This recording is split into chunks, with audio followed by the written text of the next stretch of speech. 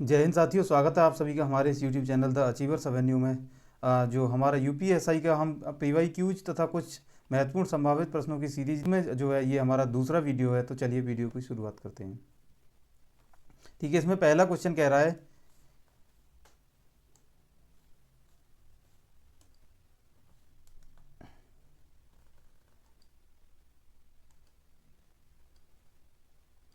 ठीक है, तो इसमें पहला क्वेश्चन दिया है, एक पहिए का अर्धव्यास इतना है, 500 परिक्रमण करने में पहिए को कितनी दूरी तय करनी पड़ेगी। ठीक है, वो कहना ये चाह रहा है, ध्यान से देखो।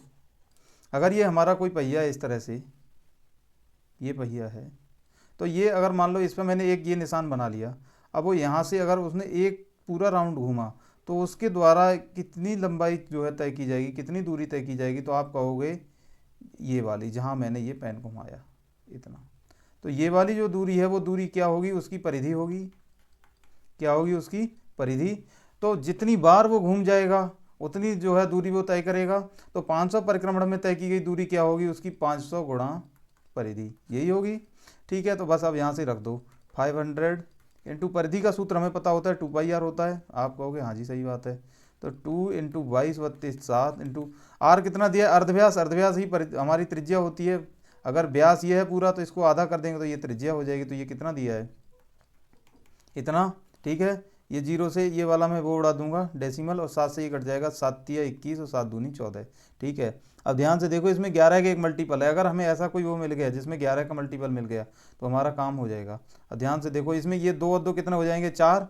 तो ये नहीं है, 3 और 2 5 हो जाएंगे। हाँ ये है अभी तक हमारा, 3 और 2 5, 5 ये वाला अभी है, 7 और 4 11 ये भी है, 8 और 8 16 ये नहीं है। अब हमारे पास दो ऑप्शन कैंसिल हो गए हमारे पास, एक ये वाला और एक ये वाला। अब दो बचे, एक 352 मीटर, एक 704 मीटर।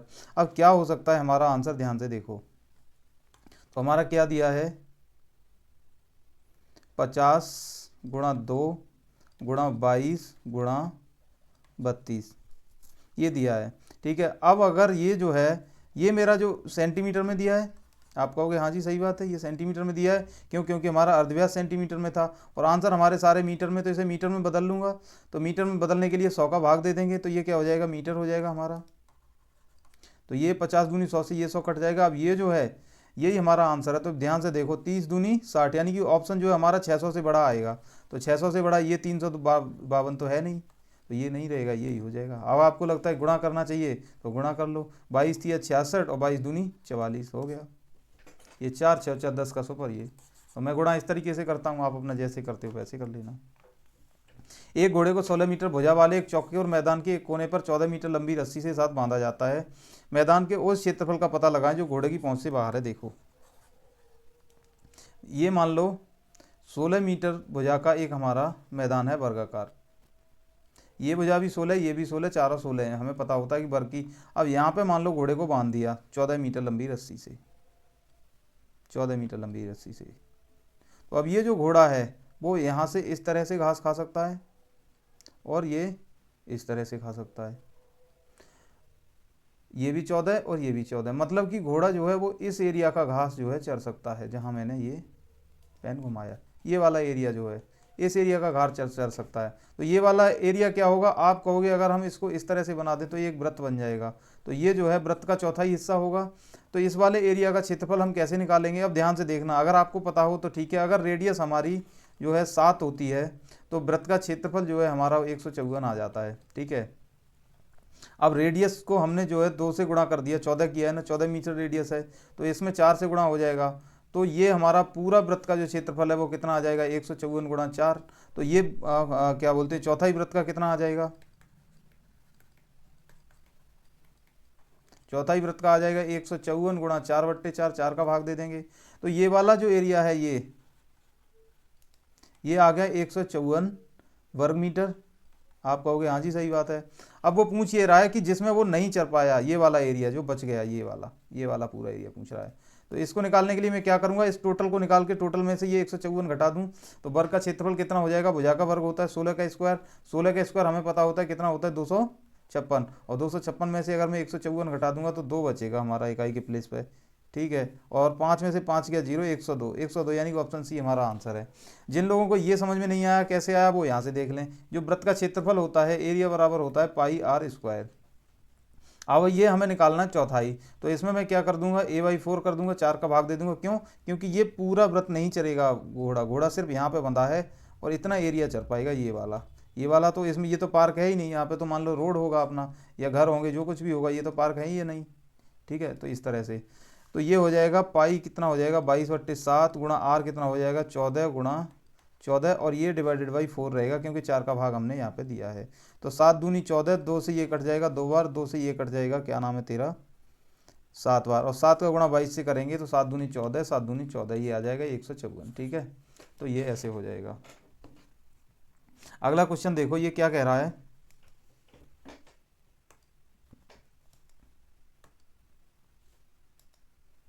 ये कह रहा है दंडारेख का अध्ययन करें, वर्षवार 3 भिन्न भिन्न ब्रांड्स की बिक्री के दिए गए वर्षों को प्रदर्शित हैं। हाँ ठीक है, तो वर्ष 2017 में ब्रांड एल और क्यू की बिक्री की संख्या का अंतर। अब 2017 ये रही और जो है हमारा एल ये है और क्यू ये है, यानी कि ये वाला एल है और ये वाला क्यू है। तो ये दिया है हमारे पास 23 और ये दिया है 17, तो 23 में से 17 के हमें कितना मिलेगा 6, और ये जो है संख्या हमारी ये 1000 में दी गई है।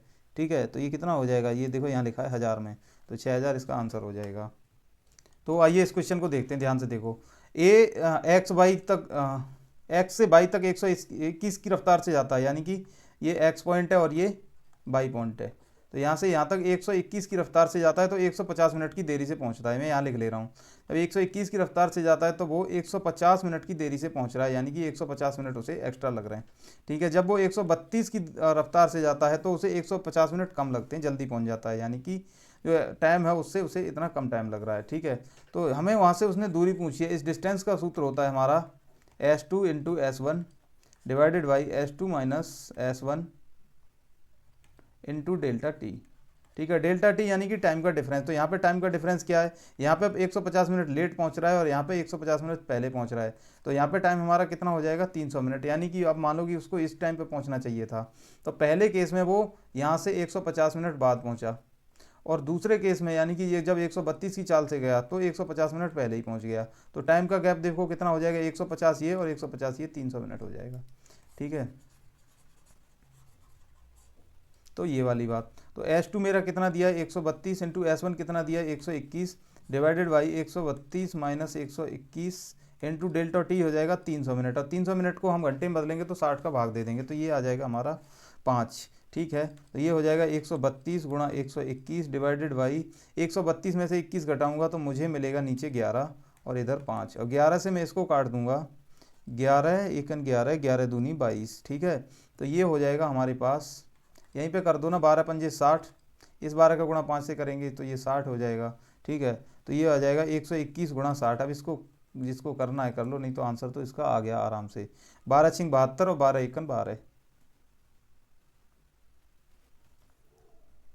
12 छिंग 72 और ये हमारा 6 एकन 6, ये वाला हो जाएगा ऑप्शन सी। ठीक है, तो इस क्वेश्चन को ऐसे कर सकते हैं।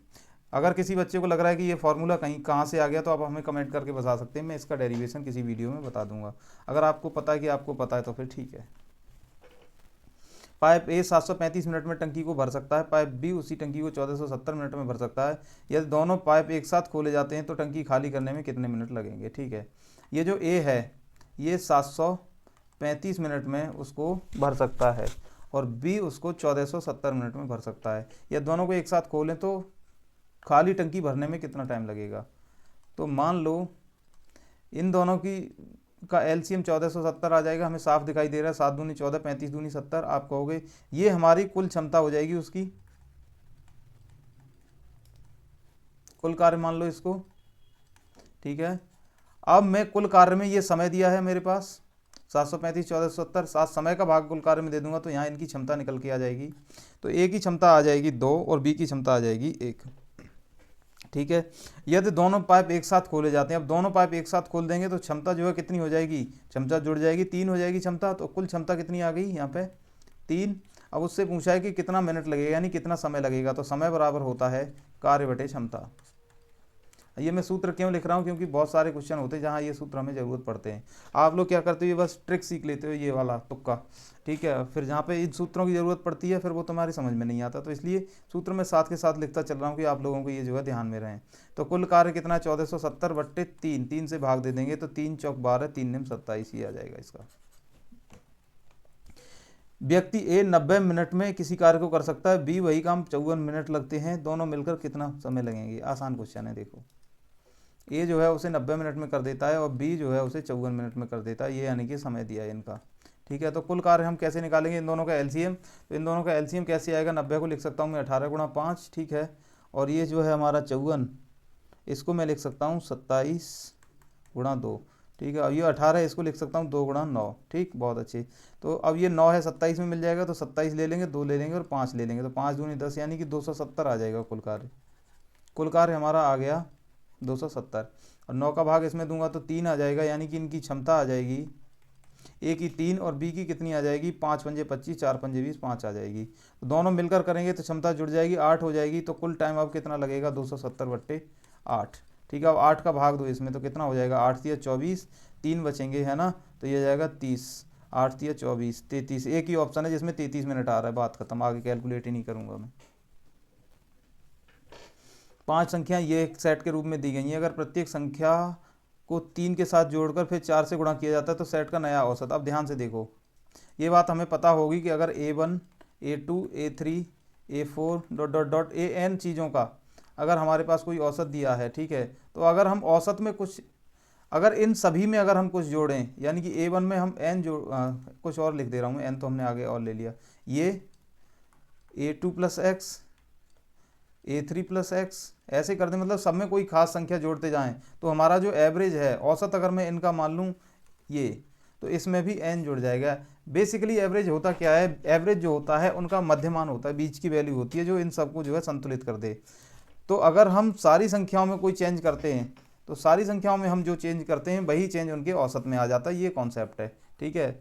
तो हम ये करने के लिए हमारे पास 2 तरीके हैं सॉल्व करने के लिए। तो पहला तरीका क्या है कि सभी संख्याओं में पहले 3 जोड़ के 4 का गुणा कर लें, तब औसत निकालें, या फिर हम क्या कर सकते हैं कि पहले औसत निकाल के फिर 3 जोड़ के 4 का गुणा करें। तो पहले इसका औसत निकाल लेते हैं। अब कई लोग इसे डीविएशन से करेंगे, कई लोग ऐसे ही, देख लो, कुछ डीविएशन से क्या ही करोगे इसका। अब ये 12 है, ये 24 है, ये कितना हो जाएगा 36, 36 और 35 जोड़ेंगे 71 हो जाएगा, ठीक है। ये 71 हो गया, 27, ये कितना हो जाएगा 34, 44, तो ये कितना हो जाएगा 5, 7 और 4 कितना हुए 11, 115। और ये टोटल नंबर कितने हमारे 5, 5 के इसमें भाग दे दूंगा तो औसत आ जाएगा 23, और 23 में मैं ये वाला 3 जोड़ दूंगा और फिर कर दूंगा 4 से गुणा, तो 23 और 3 कितना होता है 26, और 4 6 चौक 24, यानी कि एक ही ऑप्शन है जिसका यूनिट डिजिट 4 है, खत्म। एक राशि में साधारण ब्याज पर 4 वर्षों में 40% की वृद्धि होती है, यानी कि 4 वर्षों में 40% की वृद्धि होती है। तो एक वर्ष में कितनी होगी, क्योंकि साधारण ब्याज है तो एक वर्ष में होगी 10% की वृद्धि। अभी कह रहा है समान ब्याज दर पर 2 वर्षों के बाद 45500 पर प्राप्त चक्रवृद्धि ब्याज पूछ रहा है, ठीक है। अब ध्यान से देखो, हमें पता है कि अगर 1 साल की ब्याज 10% है तो 2 साल की चक्रवृद्धि कितनी हो जाएगी, 2 साल की जो है CI हो जाएगी कितनी, 10 और 10 का हम अगर वो निकाल लें तो कितना हो जाएगा 21% हो जाएगा। तो 2 साल की CI हमारी आ जाएगी 21%। तो ये वाला जो नंबर है हमारा 45500, इसका जो है 21% बेसिकली हमसे उसने पूछा है। तो एक तो तरीका है कि हम इसका गुणा करके कैलकुलेट करें। दूसरा, अगर हम यहाँ से ध्यान से देखें तो 5 सबका यूनिट डिजिट आ रहा है, नहीं लगेगा। ये जो 21 है इसमें 7 गुणा 3 है, तो वो नंबर हमारा 3 से भी डिविजिबल होगा और 7 से भी डिविजिबल होगा। अब ध्यान से देखो, 5 और 5 10, और 9 और 2 कितना हो गया, ये 11, ठीक है। ये 3 से डिविजिबल है क्या, 7 से है, 7 से बाद में देखेंगे। तो ये अभी तक हमारा आंसर है। 5 और 5 10 और 12 ये नहीं है, ठीक है। 5 ये भी नहीं है, 5 ये 15 और 9, अभी तक ये 2 ऑप्शन हमारे आंसर हैं, ठीक है। अब इन दोनों में से देखो कौन सा आंसर होगा। अच्छा, हमारे पास एक तरीका और है इसे करने का, ठीक है। पहले इससे बताता हूँ फिर दूसरे से बताऊँगा। अब ये जो हमारा है 9 5 5 5, इन दोनों में अगर जो नंबर हमारा 7 से डिविजिबल होगी वही आंसर होगा। तो देखो ध्यान से, तो 7 का ऑस्क्यूलेटर होता है -2, तो -2 का अगर मैं इसमें गुणा करूंगा तो 10 हो जाएगा, तो 10 इसमें से घटेगा, 945 बचेगा, 5 दूनी फिर से 10 हो जाएगा, तो ये कितना बचेगा 84। 84 में 7 का भाग जा रहा है, ये डी ऑप्शन ही आंसर होगा, चाहे आप कैलकुलेट करके देख लेना, ठीक है। तो एक तरीका तो मैंने आपसे यहाँ से ये ऑस्क्यूलेटर बता दिया। दूसरा तरीका हम यहीं से क्या कर सकते थे, ध्यान से देखो, ये चूँकि हमारे नंबर जो है थोड़े आसान है, 2 0 से 2 0 कट जाएंगे, तो ये कितना है 455 × 21 है। तो 21 का गुणा में अगर मैं इसे करूंगा तो 21 चौक कितना होगा 84, आप कहोगे सही बात है। और 21 पंजे कितना होता है 105, ये ऐसे हो जाएगा और फिर ये हो जाएगा 105, इन्हें मैं जोड़ लूँगा 5 5 और 9 हो गया ख़त्म। तो आप इसका गुणा भी कर सकते थे, आप गुणा जैसे मैंने किया वैसे ही करने की कोशिश करें, आसान हो जाता है ऐसे गुणा। ठीक है, अगर आप लोगों को लगता है कि ये गुणा आपसे कैसे होगा, नहीं करना आएगा, तो आप हमें बता सकते हैं, मैं ये भी करना आपको सिखा दूंगा। ये कह रहा है देखो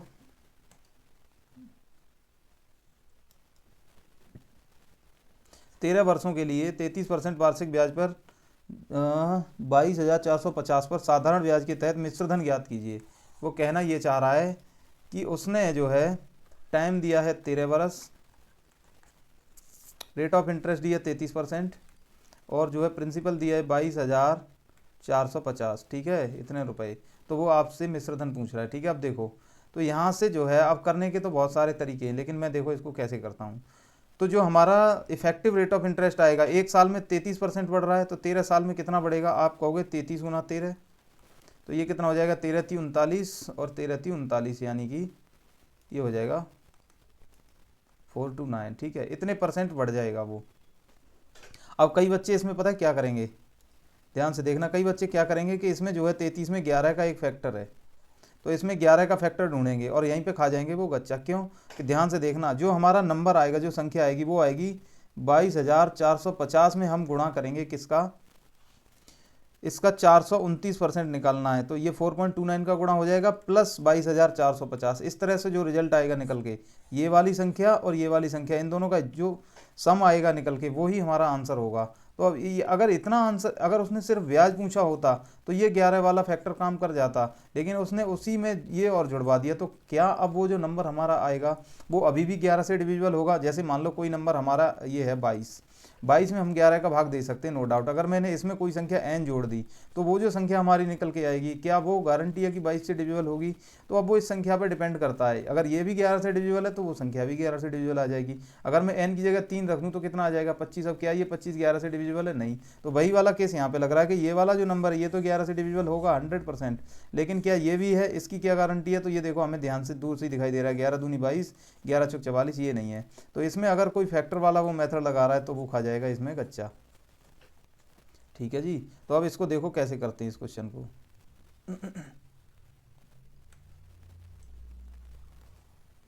तो कुल मिला के सवाल में हमें इतना पता चल गया कि उसका जो ब्याज है वो 429% होगा। अब ध्यान से देखना कि जो मिश्र धन ये है, मूलधन है हमारा, ये खुद में 100% है अपने, तो टोटल जो मिश्र धन है वो 529% हो जाएगा मूलधन का।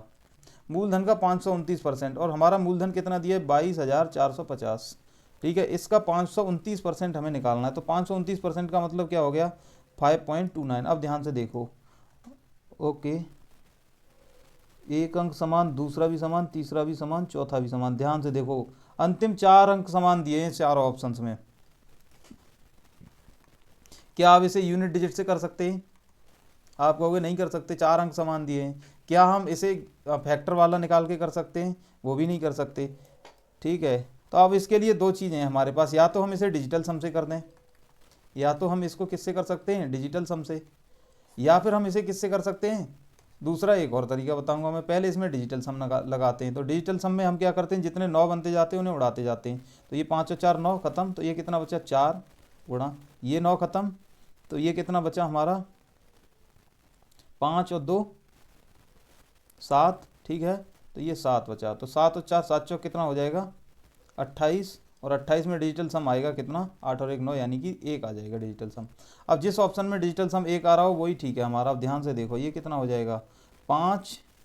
ठीक है, पहले इसको काटते हैं, 8 और 1 ये कट गया, 6 और 3 ये कट गया, 7 और 5 12 होता है, और 12 में से 9 गए तो 3 बचे, यहाँ पे डिजिटल सम 3 आ जाएगा। 8 और 1 9 कट गया, 7 और ये जो है कितना हो जाएगा हमारा 7 और 6 13, 13 और 5 18, यानी कि यहाँ पे डिजिटल सम 0 आ जाएगा। 8 और 1 9 ये कट गया, 7 और 2 9 ये कट गया, 6 और 5 11, यहाँ पे डिजिटल सम 2 आ जाएगा। 8 और 9 1 ये कट गया, 7 और 1 8। ठीक है, 8 में से अगर मैं 1 इधर ले लूँगा तो ये मेरा यहाँ पे रह जाएगा 5 और ये कट जाएगा, तो 5 और 5 10, यहाँ पे डिजिटल सम 1 आ गया। यही ऑप्शन इसका आंसर है। तो ठीक है, इसे हम फिर किससे करेंगे डिजिटल सम से। तो हमारे पास बहुत सारे टूल है, अगर हमारा डिजिटल सम भी कामयाब नहीं होता तो मैं इसे दूसरे तरीके से भी कर सकता था। देखो अगर अब तो यही बात है कि अब आधी अधूरी चीज़ें पता होती ना, सिर्फ एक ही कॉन्सेप्ट पता है, तो ज़रूरी नहीं है कि हर क्वेश्चन तुम यूनिट डिजिट से ही अप्रोक्सीमेशन लगा पाओ। हर जरूरी क्वेश्चन नहीं कि आप यूनिट डिजिट से कर पाओ। हर क्वेश्चन जरूरी नहीं है कि आप 9 की डिविजिबिलिटी या 11 की डिविजिबिलिटी या 7 की डिविजिबिलिटी से कर पाओ।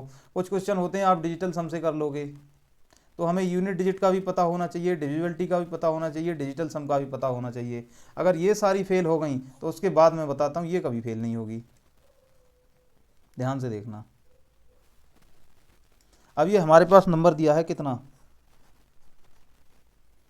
हमारे पास नंबर दिया है तो आप कहोगे 22,450 है और इधर दिया है हमारा 5.9। ठीक है, तो ये जो 22,000 है हमारा, इसको ऐसे लिख सकते हैं 22,000 + 450। आप कहोगे हाँ जी लिख सकते हैं। और ये जो 5.29 है इसको मैं फिलहाल के लिए 5.3 मान लूँ, तो इसको मैं ऐसे लिख सकता हूँ 5 + 0.3। अब ये मैं आपको समझाने के लिए लिख रहा हूँ, नहीं तो ये फटाफट हो जाएगा। तो ये कितना होगा, 22 पंजे 110, यानी कि 1,10,000 हो जाएगा ये। ठीक है, ठीक है। अब अगर मैं ये 450 है, इस 450 का गुणा 5 से करूँ तो ये कितना हो जाएगा, 5 चौक 20 यानी कि 2,000। ठीक है, और 5 पंजे 25 यानी कि 2250।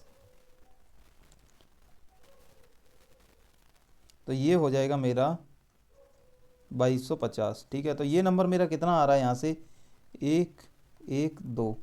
ठीक है, तो अभी मेरा जो संख्या आ रहा है वो 1,12,000 के आसपास आ रहा है। अब ध्यान से देखो, ये कभी 1,12,000 के आसपास आएगा, नहीं आएगा। चलो ये एक बार को मान भी लेते हैं कि 1,12,000 से बड़ा है, क्या ये कभी आएगा, नहीं आएगा।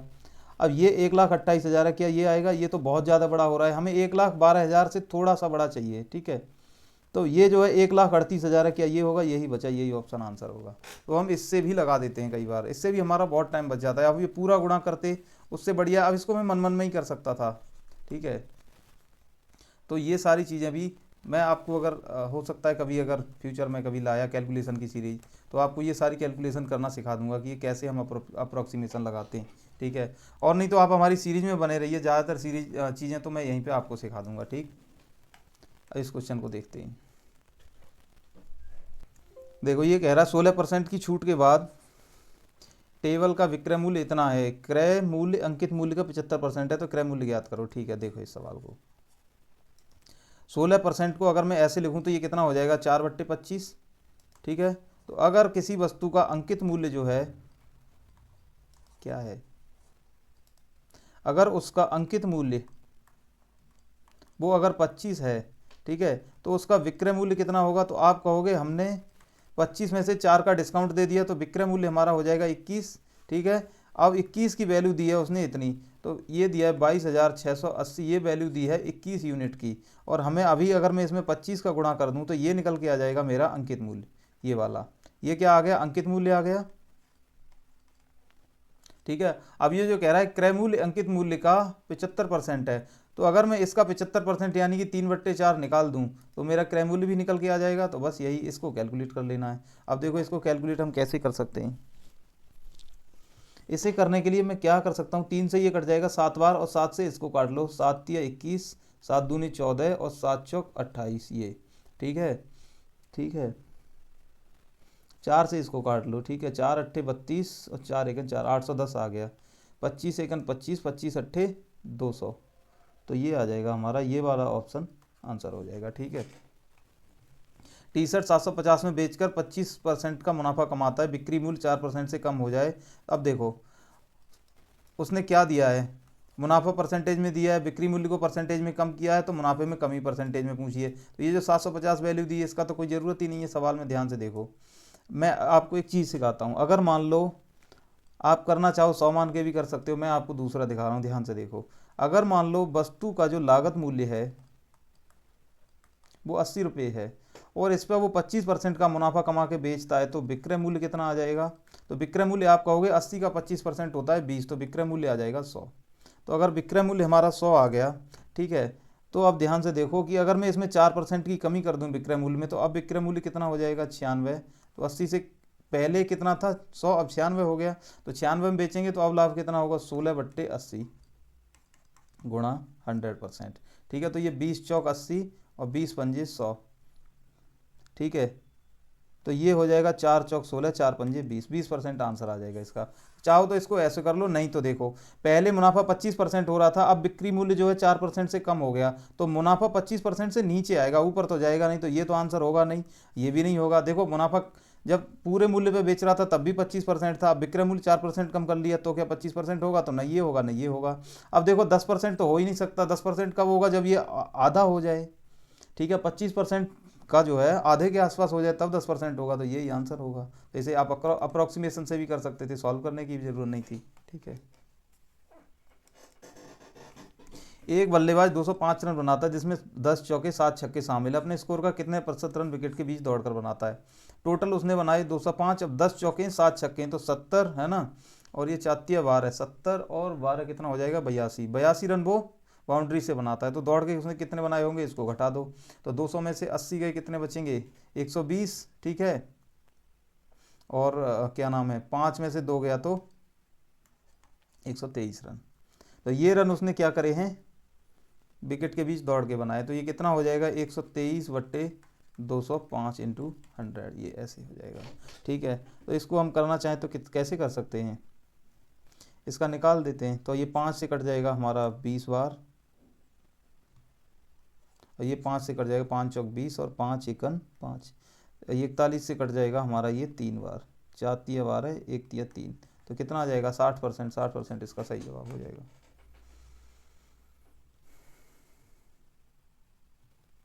ठीक है। तो आज की इस वीडियो को हम यहीं तक रखते हैं साथियों, हम कल से और ज़्यादा क्वेश्चन करेंगे इसमें, और ज़्यादा अच्छे क्वेश्चन करने वाले हैं, तो आप वीडियो को देखते रहिए, ठीक है। हम इस वीडियो में कल से और ज़्यादा क्वेश्चन करेंगे और अच्छे क्वेश्चन करेंगे, तो आप इस वीडियो को देखते रहिए और जो है सीखते रहिए, आप अपना सिलेक्शन पक्का कीजिए। थैंक यू, जय हिंद।